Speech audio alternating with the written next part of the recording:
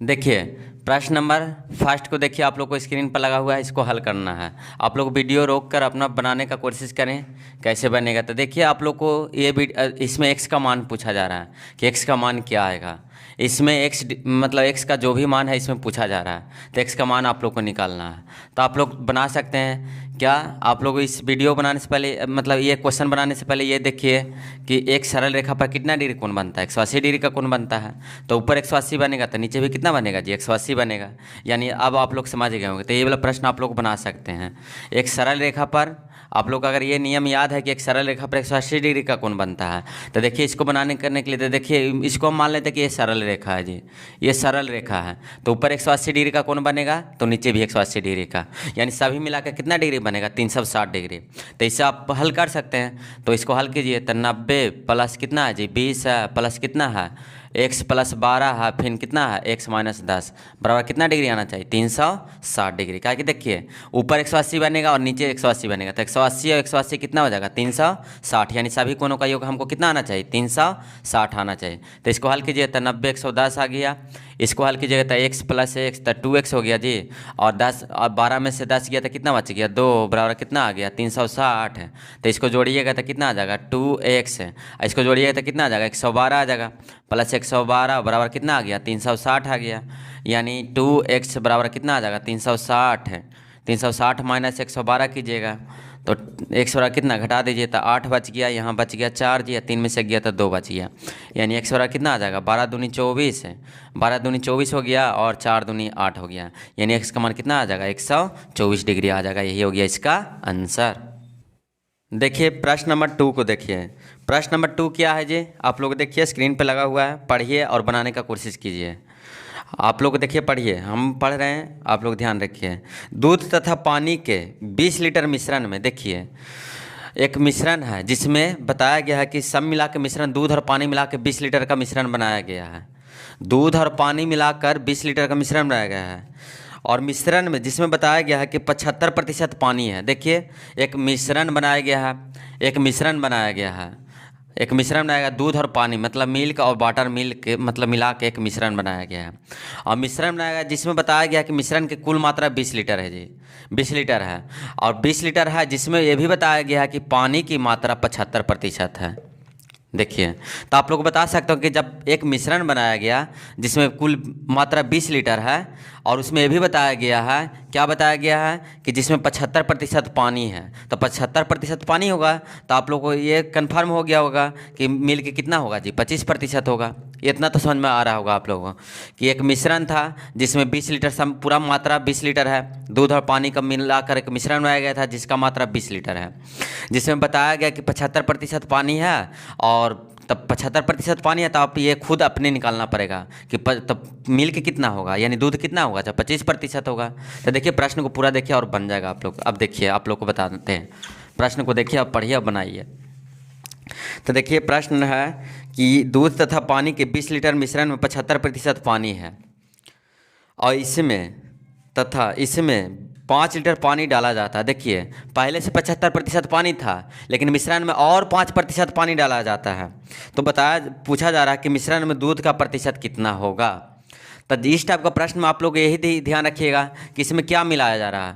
5 litre, देखिए 5 litre पानी और मिलाया जा रहा है, 5 लीटर पानी को और मिलाया जा रहा है, मिश्रण में 5 लीटर और डाला जा रहा है, यानी बढ़ाया जा रहा है किसका मात्रा। आप लोग यही ध्यान रखिए कि बढ़ाया जा रहा है मात्रा पानी का।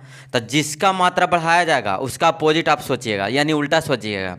तो क्या सोचिएगा उल्टा, कि जो इसका मात्रा बढ़ाया जाएगा उसका उल्टा, मतलब पानी बढ़ाया जा रहा है ना। तो इसमें देखिए कि दूध की मात्रा कितना है, बस यही करना है कि दूध की मात्रा बराबर कर देना है। तो देखिए दूध तथा पानी के 20 लीटर में, तब 20 लीटर मात्रा है जी, जिसमें बताया गया 75% पानी है। तो 75% पानी है तो कितना होगा, 25% का जी होगा जी, दूध होगा। फिर बराबर दीजिएगा। इसको हल करने के लिए देखिए आपको तरीका बता रहे हैं कि इसमें क्या मिलाया जा रहा है, पानी की मात्रा मिलाया जा रहा है। तो ध्यान रखिए कि जब पानी का मात्रा मिलाया जाएगा तो यहाँ दूध की मात्रा को बराबर कीजिएगा। तो यहाँ देखिए 20 लीटर था, 20 लीटर में बताया गया था कि 75% क्या है, पानी है, तो कितना होगा, दूध कितना होगा, 25%। फिर आगे पढ़िए, इसमें 5 लीटर और पानी मिलाया गया। तब पहले से 20 लीटर था जी, अब 5 लीटर और मिलाया गया, तो मिला दिए। तो पूछा जा रहा है कि इसमें 5 लीटर और दूध अथी पानी मिलाया गया, तो कह रहा है दूध के प्रतिशत कितना है, यानी दूध का मात्रा कितना है, तो कितना मान लेंगे x लीटर। कुछ नहीं करना है, पहले आप लोग एक प्रश्न को पूरा समझिए, पूरा को पढ़िए और ये देखिए कि इसमें क्या मिलाया जा रहा है, तो पानी मिलाया जा रहा था। तो अब क्या आप लोग को यही सोचना है कि जब पानी मिलाया जाएगा तो दूध की मात्रा को बराबर करेंगे, दोनों पट्टी इक्वल कर देंगे बस। तो यहाँ दूध की मात्रा कैसे 25% आया, तो आप लोग को दिया गया था कि यहाँ 75% पानी है जी पहला में, तो मिल्क की मात्रा आपने खुद निकाल सकते हैं कि कितना होगा, 25% होगा, तो वही 25% यहाँ किया जा रहा है। तो देखिए अब इसको हल कर लीजिए, आप लोग का आंसर आ जाएगा। तो कितना आ जाएगा 20 और प्रतिशत कट गया दोनों साइड, तो यहाँ बचा 25 और यहाँ कितना 20 और 5 कितना हो जाएगा जी 25, और यहाँ कितना बचा x, तो 25 से 25 खत्म, यानी x का मान प्रतिशत में यानी कि कितना प्रतिशत 20% दूध हो जाएगा। देखिए प्रश्न नंबर 3 को देखिए सर, प्रश्न नंबर 3 को देखिए, आप लोग का स्क्रीन पर लगा हुआ है, इसको देखिए बनाने का कोशिश कीजिए, आप लोग बनाने का कोशिश कीजिए, बन जाएगा। x का मान पूछा जा रहा है, इसमें उतना दिया हुआ है। तो देखिए प्रश्न नंबर दिया हुआ है, क्या दिया हुआ है जी कि 2 के पावर x बराबर 256 दिया हुआ है, तो x का मान पूछा जा रहा है। यही क्वेश्चन है आप लोग का, यही प्रश्न है, आपको इसी में पूछा जा रहा है कि x का मान क्या होगा। आप लोग वीडियो को पॉज करके बनाने का कोशिश कीजिए, और नहीं बनता तो फिर देखिए इसको बता रहे हैं आप लोग को क्या कैसे बनाएंगे। जो देखिए प्रश्न, इस टाइप को प्रश्न को अगर हल करने के लिए पहले एक और नियम समझ लीजिए। क्या नियम समझना होगा, पहले देखिए अगर ऐसा प्रश्न रहता तो इसका सलूशन अलग है, अगर ऐसा रहता, ऐसे दिया हुआ रहता तो इसका हल करते अलग नियम से। लेकिन प्रश्न में जो देख रहे हैं कि कोई कोष्ट नहीं, ब्रैकेट नहीं है, यानी डायरेक्ट पावर के पावर दिया हुआ है। जब डायरेक्ट पावर के पावर में रहे, यानी घात के ऊपर घात रहे और कोई ब्रैकेट न रहे, तो इस टाइप को प्रश्न को हल करने के लिए देखिए आप लोग को समझाया जा रहा है, जो समझिए। तो देखिए इसको हल करने के लिए क्या कीजिएगा सर, तो देखिए इसको का 2 के पावर पहले 2 कर लीजिए, यही आप लोग को समझना है कि 2 के पावर 2 कीजिएगा तो कितना आ जाएगा जी 4 आ जाएगा। तो अब देखिए अब कितना हुआ, 2 के पावर 2 कीजिएगा तो कितना आ जाएगा 4। अब 4 के पावर कितना कीजिएगा x कीजिएगा। इस टाइप का जब प्रश्न आ जाए तो यही आप लोग को समझना है कि पावर के पावर गुना करते जाइए। ऐसा रह जाता है, अगर 2 के पावर 2 के पावर ऐसे रह जाता है तो इसका देखिए इसका हल ऐसे हो जाता है, ये तो 2 रह जाता है ऐसे, लेकिन इसको में गुना करना पड़ जाता है, ये हो जाता है 2 के पावर 2x हो जाता है। लेकिन देखिए इसमें और इसमें कितना का अंतर है, देख रहे होंगे आप लोग, समझ में आ रहा होगा। क्या समझ में आ रहा होगा कि जब ऐसे रहता तो ये घात आपस में कुछ हो जाता है, गुना हो जाता है।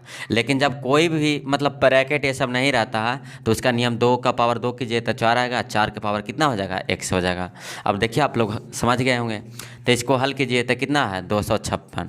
अब आप लोग को ये ध्यान रखना है कि 4 यहाँ 4 है पावर में जी, यहाँ 4 है, तो यहाँ भी देखिए कि इसको भी वैसे ही तोड़ना है, यानी 4 के पावर कितना लिखें कि मतलब दोनों बराबर हो जाए, मतलब आधार को सेम कर दीजिए तो घात अपने बराबर हो जाएगा। तो इसको लिख सकते हैं 4 के पावर x। और 256 को अगर नहीं समझ में आता तो इसको ऐसे तो हमको मालूम है, तो हम लिख सकते हैं कि 4 के पावर 4 होता है, 4 के पावर 4 होता है।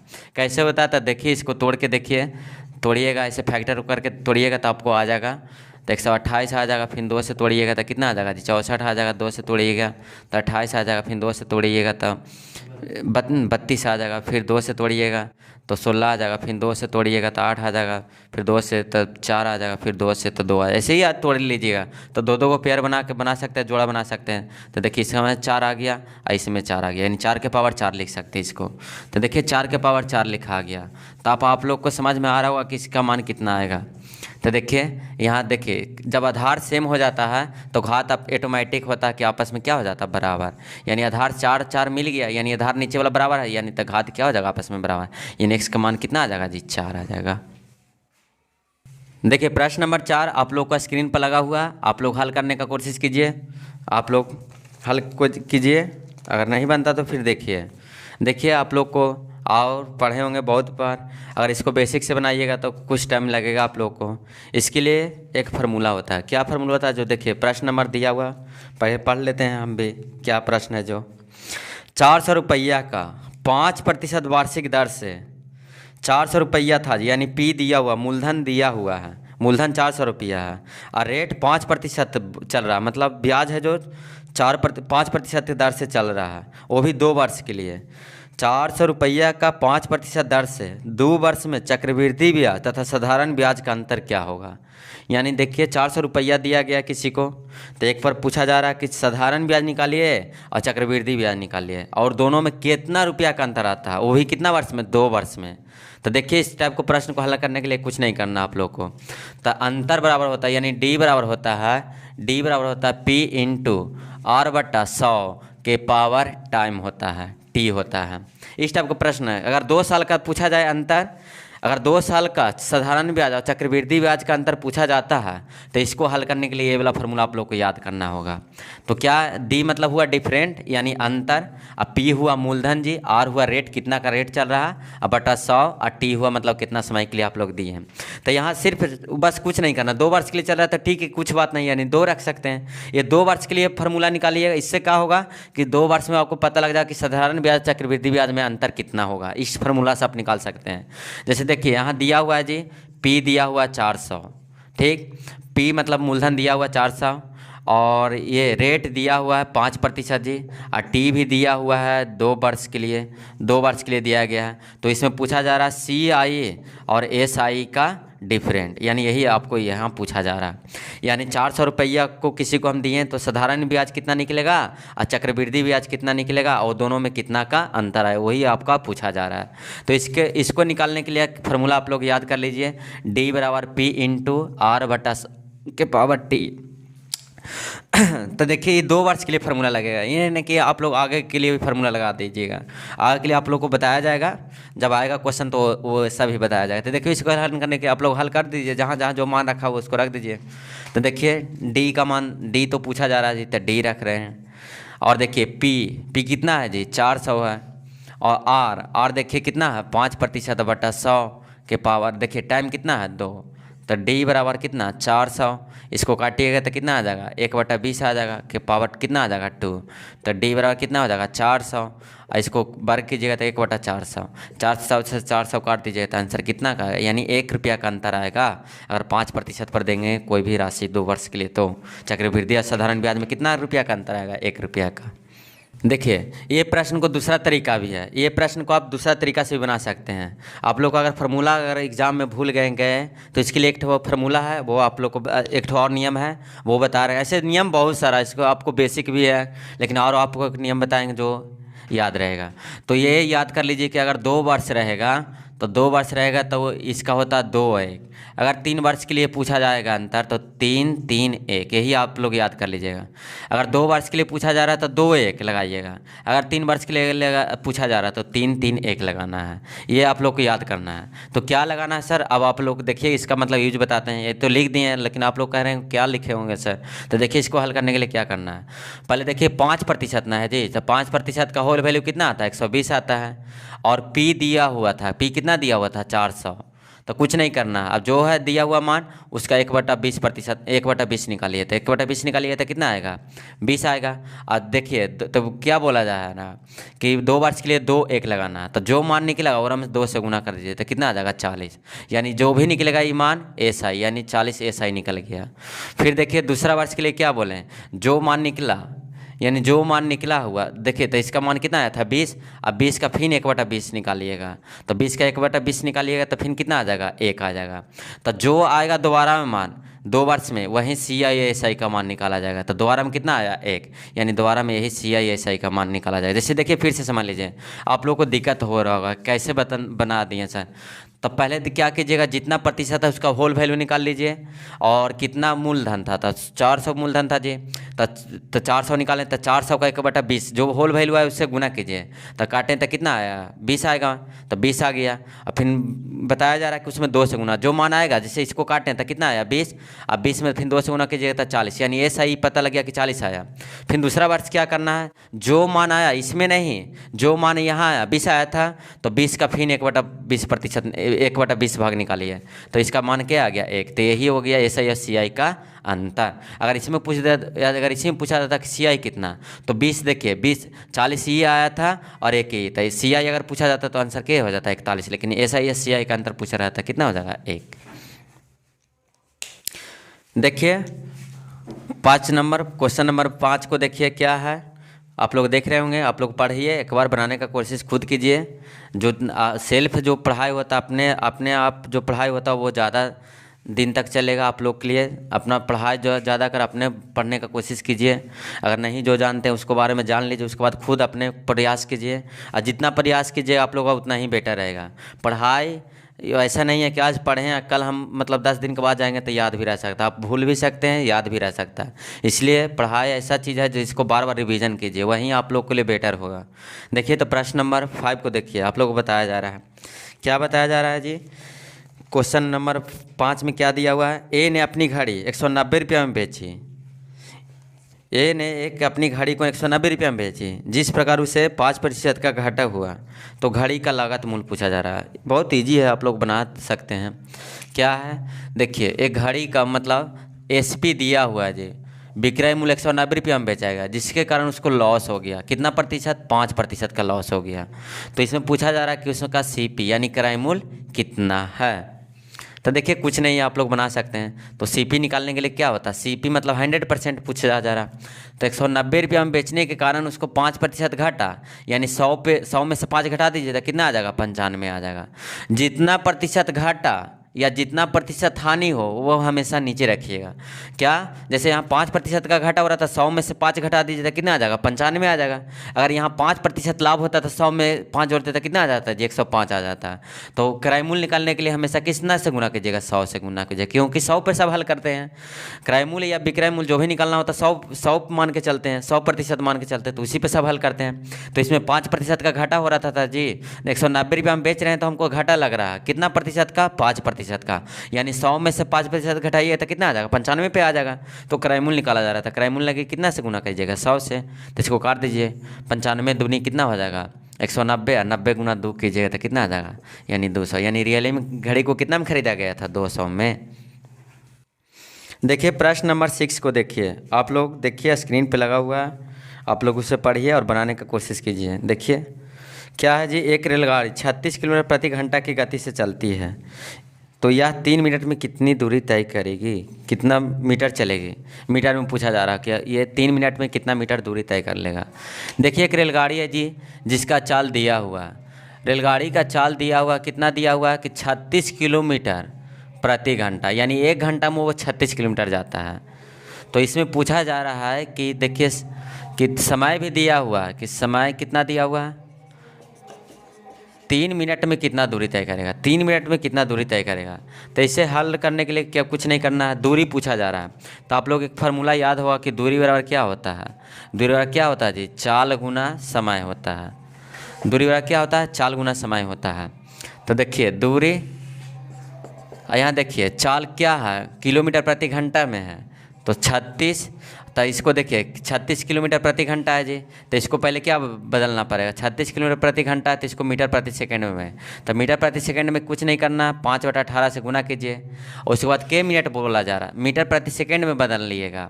तो और गुना कीजिए, मीटर में मिनट ना है जी, 3 मिनट है, इसको सेकंड में बदल दीजिए। तो सेकंड में बदलने के लिए किससे गुना कीजिएगा, 60 से गुना कीजिएगा।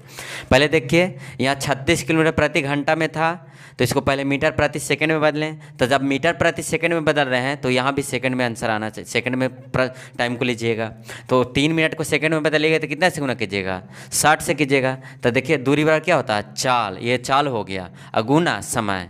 यही पूछा जा रहा है कि कुल कितना दूरी तय करेगा, यानी कितना मीटर चलेगा।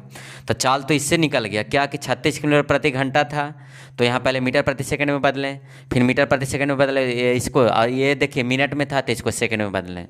तो इसको हल कीजिए तो देखिए हो जाएगा 18 दूनी 36, तब 5 दूनी कितना आ जाएगा 10, इसको गुना कीजिए तो 6 कितना आ जाएगा जी 18, यानी गुना कीजिएगा तो 18 और गुना कितना आ जाएगा, 6 18 180 है। यहाँ देखिए 5 दूनी 10, यानी कितना मीटर, 1800 मीटर चल जाएगा 3 मिनट में। देखिए प्रश्न नंबर 7 को देखिए जी, प्रश्न नंबर 7 क्या है जी, देखिए आप लोग प्रश्न को पढ़िए और बनाने का कोशिश कीजिए। ए और बी किसी काम को 16 दिन में कर सकते हैं, जबकि ए अकेला उस काम को 24 दिन में कर सकते हैं, तो बी अकेला कितने दिन में करेगा। देखिए 2 मित्र हैं, दोनों मिलकर जब काम शुरू करता है जी, ए और बी, तो ए जब दोनों मिल जाता है तो इसको लगता है 24 दिन करने, कितना लगता है, 16 दिन लगता है, 16 दिन में करते हैं। जब दोनों मिलके काम करते हैं तो 16 दिन लगता है, लेकिन जब अकेले काम करता है तो इसको लग जाता है, जब ए अकेले काम करता है तो 24 दिन लग जाता है। ए अकेले काम करता है 24 दिन। तो इसमें पूछा जा रहा है कि बी अकेले कितने दिन में करेगा।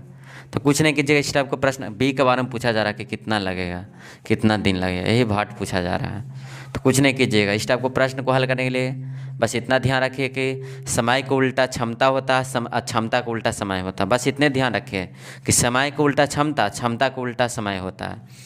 तो ए और बी मिलता है तो 16 दिन लगता है जी, और ए अकेले करता है तो 24 दिन लगता है जी। पहले यहाँ समय का मान लिख लीजिए। समय पता लग गया कि ए और बी मिलता है तो 16 दिन में कर लेता है, और जब ए अकेले काम करता है तो 24 दिन लगता है। तो आप लोग ये पहले पता कीजिए कि इसका कुल काम कितना होगा, कुल काम होगा कितना। तो कुछ नहीं कीजिएगा, जब भी इस टाइप का प्रश्न पूछा जाएगा तो ये दोनों का जो भी मान दिया हुआ रहेगा एलसीएम ले लीजिएगा। तो 16 और 24 का एलसीएम लीजिएगा तो कितना आ जाएगा, 48 आ जाएगा जी। 48 आ गया। तो ये तो समय का मानना, तो समय पता लग रहा था कि ए और बी 16 दिन में करता है, जब ए अकेले 24 दिन में करता है। तो इसमें पूछा जा रहा है कि बी अकेले कितना दिन में करेगा। तो इससे अब क्या कीजिएगा, जो भी मात्रा निकला मतलब समय का कुल काम यही निकल गया 48, यानी इतना काम करना था दोनों को। तो ये भी मिलता है। तो देखिए इससे भागा दीजिएगा, तो 16 से भागा दीजिएगा 48 में तो कितना मरतबे लगेगा, 3 मरतबे। और 24 से भागा दीजिएगा 48 में तो कितना मरतबे, 2 मरतबे। अब इससे ये भी पता कर सकते हैं कि जब दोनों मिलता है तो 3 काम करता है। और ये भी पता लग गया कि ए अकेले कितना काम कर लेता है, 2 काम।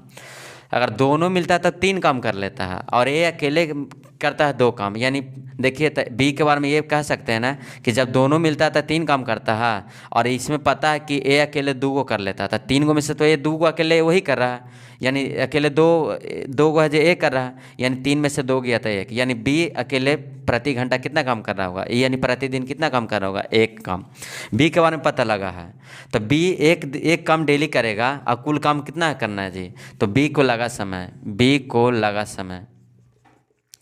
तो देखिए कुल काम था 48 ये, और एक काम डेली कर रहा है, एक काम डेली कर रहा है बी। तो इसको कितना दिन लगेगा, एक काम के डेली से कीजिएगा कोई भी काम, 48 को काम करना है तो कितना लगेगा, 48 दिन। देखिए अगर नहीं समझ में आया तो फिर से समझा रहे हैं। क्या देखिए क्या करना है, जो भी मान रहेगा, ए बी का मान दिया 16 दिन में कर रहा है, ए 24 दिन में कर रहा है। ये दोनों का एलसीएम लीजिएगा, जो आएगा एलसीएम वही कुल काम हो जाएगा। तो इसको भागा दिए तो 3 काम निकला, यहाँ से निकला कि 2 काम, यानी प्रतिदिन दोनों मिलता है तो 3 काम करता है। और ये बता रहा है कि हम 2 को कर लेते हैं, तो बी कितना करता होगा, 3 को दोनों मिलता है तो 3 को कर रहा है। और ये कह रहा है कि हम 2 को कर रहे हैं, तो बी प्रतिदिन 1 को कर रहा होगा, तो ना दोनों मिलकर 3 कर रहा होगा। तो जरा में 2 को तो इसी ए कर लेता था, बी अकेले 1 काम करता होगा डेली। तो 48 काम करेगा था, इसको कितना दिन लग जाएगा, 48 दिन लग जाएगा। देखिए क्वेश्चन नंबर 8 आप लोग को लगा हुआ है, आप लोग देख पढ़िए और बनाने का कोशिश कीजिए। देखिए हम बता रहे हैं आप लोग को। देखिए बराबर क्षमता के 15 पंप किसी टैंक को 7 दिन में भर सकते हैं। जब बराबर क्षमता के 15 पंप को लगाते हैं तो कोई टैंक है जी उसको 7 दिन में भर देता है। जब 15 पंप लगता है तो 7 दिन में भर जाता है। तो और आगे पढ़िए क्या क्वेश्चन है।